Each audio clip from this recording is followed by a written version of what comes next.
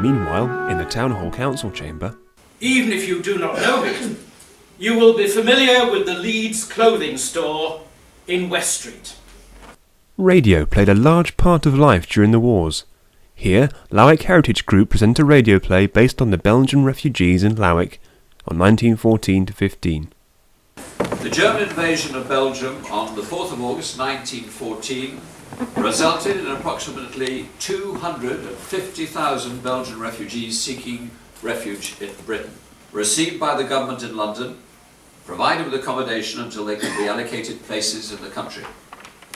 The Aliens Restriction Act 1914 prohibited aliens from living in an area running inland for a distance of 10 miles and upwards.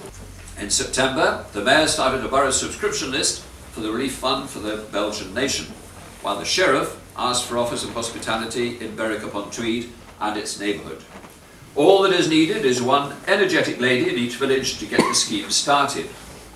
Good afternoon, women of Berwickshire. Let us put our shoulders to the wheel and see what we can do now, immediately, to help our friends and allies, the Belgians. Just imagine how it must feel to leave everything behind and then be plunged into a country in which you cannot make yourself understood by your neighbours. Within the past week, 40 Belgian refugees have arrived at Haggerston Castle from Beelum Station. They have been quartered on the estate at Lowick and the farm of South Berrington occupied by Mr. Middlemass. He tried to escape, but was caught, and a roll of German paper money was found down his stocking legs.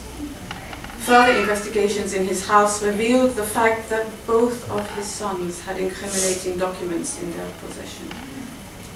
All three were promptly taken out and shot. Expressing his suspicions of one of the Belgian refugees. This is what he wrote.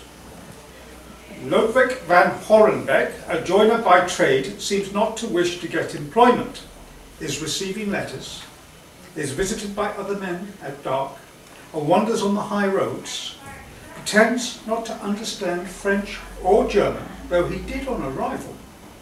I have approached the postmaster at Berwick to report to headquarters with a view. And the various demands on their purses, local people certainly did their bit.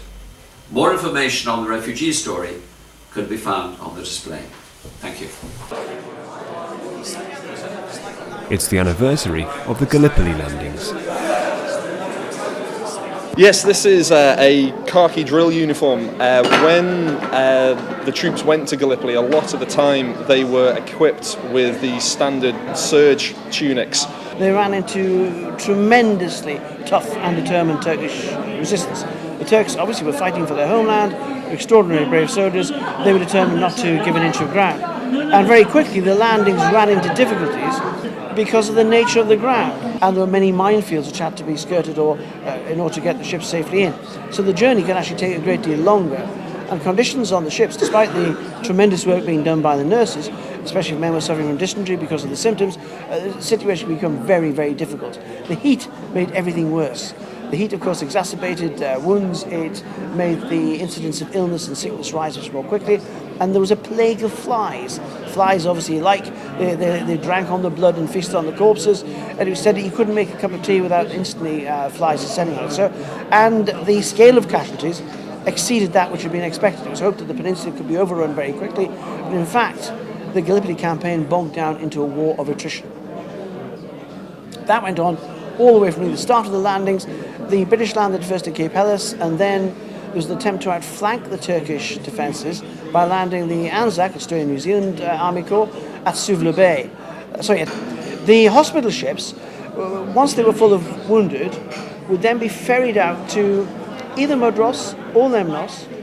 But of course, so many casualties being incurred that the hospitals on these islands very quickly filled up, and the men had to be taken further back, 2 full days sailing to Alexandria in Egypt.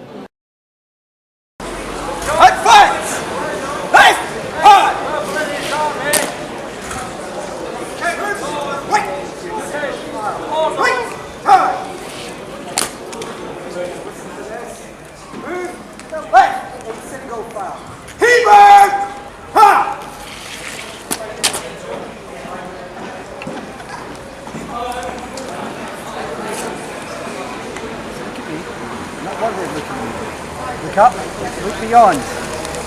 Now.